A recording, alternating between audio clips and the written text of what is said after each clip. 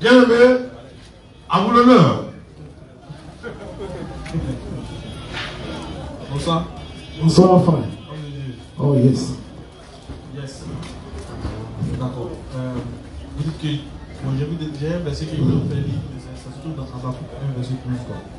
Dans Habakkuk 1, verset 12, il est dit que Dieu ne meurt jamais. Est-ce que vous avez connaissance de ce texte? Frère Habakkuk. Donnez le verset Habakkuk. Habakkuk 1, verset 12. Vous pouvez lire, on a la page. Habakkuk 1, le verset 12. Allez-y. Donc je lis. Bon, je ne vois pas le plus. On va pas le temps, il faut donner à ton frère. Habakkuk 1, le verset 12. Voilà. Habakkuk 1, verset le chapitre 1, le verset 12. Non, ça c'est 2. Ici, voilà, 12. Vas-y, 12 ici. Faut lire fort. Depuis toujours, Voilà. c'est toi qui es le Seigneur, qui est mon Dieu, qui est saint et tu ne meurs pas. D'accord. Pasteur, je ne sais pas si vous comprenez. On dit qu'il ne meurt pas. Le Dieu dont nous sommes venus parler, on dit qu'il ne meurt pas. La Bible dit qu'il est saint, il est Dieu, il ne meurt pas. Mais vous dites que vous croyez à un Dieu qui est mort. Est-ce le même que celui de Habakkuk 1, verset 12? Clairement, c'est le même. C'est le même qui ne meurt pas, là, exactement. Qui est mort. Exactement. Celui qui ne meurt pas, c'est lui qui est mort. Oui, oui. Mais pourquoi il dit qu'il ne meurt pas alors qu'il est mort? Ou bien il n'était pas mort? Allez-y. Merci pour votre question. C'est ce que je suis en train de dire. Ici, dans Habakkuk chapitre 1, le verset 10, que vous avez lu, je ne rejette pas ce verset. C'est ce que je suis en train de dire. Je suis très limité de rejeter la parole de Dieu. Ok. Je sais que dans ce verset, Dieu dit il ne meurt pas. Mais ici, on parle de mort lorsque la mort a eu raison de la personne. Nous chrétiens, c'est comme ça on voit la chose. C'est ce que Dieu lui-même voit. C'est comme ça Dieu aussi voit la chose. Par exemple, quand quelqu'un meurt et qu'il n'y a pas de résurrection, on parle de mort parce que la personne a été captive à l'esprit de mort. Cette personne est morte. Mais si quelqu'un meurt et qu'il ressuscite, puisque la mort n'a pas eu raison de la personne, on ne peut pas dire que la personne est morte. C'est quoi la mort selon vous alors? La mort, comme la parole de Dieu dit dans comme le Jacques chapitre 4, verset 26, il a dit que oui. Il a dit que la mort, c'est lorsque l'âme est séparée du corps. Quand l'âme est séparée du corps. Quand l'âme est séparée du corps. Quand l'âme est séparée du corps, on appelle ça la mort. C'est ce qu'on appelle la mort. L'âme qui est séparée du corps là-bas. Oui, on a fait ça. L'âme qui est séparée du corps va où? L'âme qui est séparée du corps. Mais si la personne de son vivant a fait des mauvaises choses. Non. L'âme qui est sortie du corps là, va chez qui? Va dans le séjour des morts. Non, il n'a pas dit ça va où? Il dit ça va chez qui? L'âme qui est. On appelle mort lorsqu'un individu, son âme sort de son corps. Qui retire l'âme? Ici, on ne te parle pas de la destination de l'âme. On est en train de parler de la mort. Je veux dire, le mot mort là. Oui. Tu dis bien c'est la séparation du corps et de l'âme. Oui, de l'âme du corps. On est d'accord, non? Oui, mais... Qui retire l'âme du corps? Qui retire l'âme du corps? Mais attendez, vous êtes en train de dire que c'est Dieu qui donne la mort. J'ai entendu Dieu de ma bouche. Oui, il me demande qui retire l'âme du corps. Qui retire l'âme du corps? Oui. La mort, c'est la transgression du péché qui produit la mort. Clairement. Donc, qui retire l'âme de l'homme dans son corps? Toute âme appartient à Dieu. Toute âme vont à Dieu. Clairement. Toutes les âmes vont à Dieu. C'est ce qui était demandé. Oui, mais... Quand on dit que quelqu'un est mort là, c'est parce que qui a pris son âme? Désolé mon frère. Qui a pris son âme? Oui. Non. Ça, c'est pas biblique, mon frère. C'est pas biblique. Il ne t'a pas demandé si c'est biblique ou pas. Il dit, quand on voit quelqu'un est couché et puis il est mort. Oui. Qui a pris son âme et puis il est mort? C'est pas quelqu'un qui a pris son âme. Il a rendu l'âme, il est mort. Il a rendu à qui? Oui. À qui? Il a rendu l'âme, il est mort. Rendu l'âme. Quand tu rends l'âme, ça, je viens. Ça, c'est un langage courant. Quand on dit quelqu'un est mort.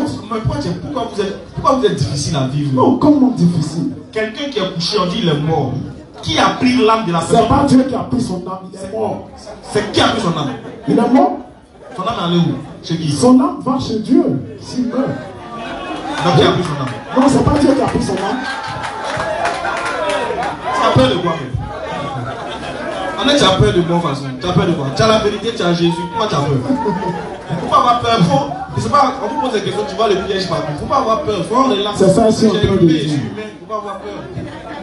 Ça fait quoi si tu dis la vérité? Tu dis que tu es venu parler au nom de Jésus. Est-ce que Jésus aime le mensonge? Non, sois véridique. On sait tous que quand quelqu'un est mort, son âme, c'est Dieu qui prend son âme. Tu as peur de dire c'est Dieu qui prend son âme parce que tu sais bien la question qui va suivre. Tu as peur parce que tu sais qu'il y a des demandés. Bon, quand Dieu est mort, qui a pris son âme? Voilà pourquoi tu as peur. Tu dis non, c'est pas Dieu qui a pris son âme. Pourquoi vous faites ça? Je vais vous poser lui. Attends, je vais te poser une question. Je vais te poser une question. Après. Tu suis ma question, d'accord? Bon, vous d'accord, pose Tu ta suis ma question. question. Ok. Tu sais, la parole de Dieu dit que celui qui se croit sage, hein, celui qui se croit sage est comme s'il n'a rien reçu. La sagesse de l'homme est une folie devant Dieu. Je dis. Donc je dis, la sagesse des hommes est une folie devant Dieu. Donc si nous disons que nous sommes sages devant Dieu, c'est comme si devant lui, nous sommes fous. Et quand vous dites que quand quelqu'un meurt, c'est Dieu qui prend son âme, vous avez un verset ou une sourate qui atteste cela? Bien sûr. Ok. Il y a plein de versets qui attestent ça. Ok, je viens. Nous, dans la Bible, moi je n'ai pas encore vu que quand quelqu'un meurt, c'est Dieu qui a pris l'âme de la personne, qui a tué la personne, clairement. Parce que quand vous dites prendre l'âme de la personne, c'est comme si c'est Dieu qui a... Doucement. Mon frère, bonsoir. Est-ce que tu es d'accord avec ce que ton pasteur dit? Bon, je vais expliquer clairement. C'est que vous... Tu vas expliquer ce que ton pasteur est en train de dire. Il faut prendre son micro. Dis-moi, moi je te poser une question simple. Quand quelqu'un meurt, qui a pris son âme? Dieu, c'est Dieu qui prend l'âme. Merci. Toi au moins, tu es plus pasteur que le pasteur. Voilà, merci. C'est tout ce qu'on voulait. Toi au moins, tu as répondu honnêtement. C'est Dieu qui a pris son âme. Maintenant, tiens, pasteur. Voilà. Toi au moins, tu as... faut assumer. Surah 39, 50 et 42. Écoute ce verset. Surah 39, 42. Allah reçoit les âmes au moment de leur mort, ainsi que celles qui ne meurent pas au cours de leur sommeil. Voilà, c'est Dieu qui prend les âmes. Il retient Oui. l'âme de celui qui a décrété la mort, tandis qu'il renvoie les autres jusqu'au terme fixé. Voilà. C'est Dieu, c'est Allah qui retient les âmes. C'est lui qui retient Maintenant, les comme âmes. toi, tu dis que toi, ton Dieu, il est mort. Même si tu voulais fuir la question revient.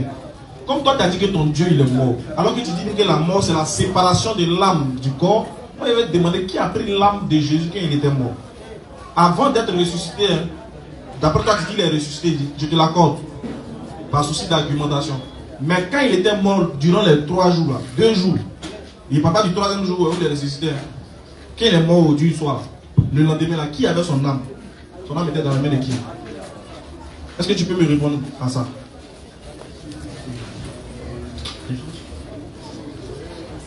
Et nous allons... je ne vais pas parler de mon propre chef. On va utiliser un verset. C'est lui qui a dit que les autres pasteurs n'avaient pas le niveau. C'est lui Ouais, qui... si je ne me trompe pas, oui. Ah, ok. À Benjamin. Tu as dit que les pasteurs de Benjamin n'avaient pas le niveau.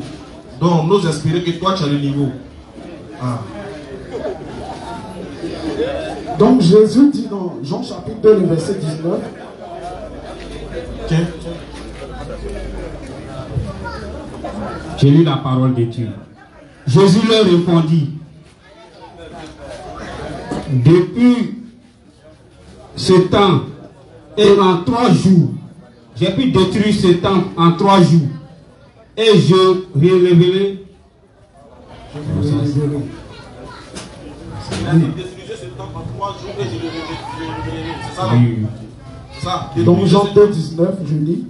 Jésus leur répondit: détruisez ce temple et en 3 jours je le relèverai. Les Juifs disent: il a fallu 46 ans pour bâtir ce temple. Et toi, en 3 jours, tu le relèveras. Mais il parlait du temple de son corps. Bien aimé, ici je pose la question. Je vous pose la question. Quand Jésus dit détruisez ce temple et je le rebâtirai en 3 jours, il parle de quel temple? La Bible dit qu'il parle de son corps.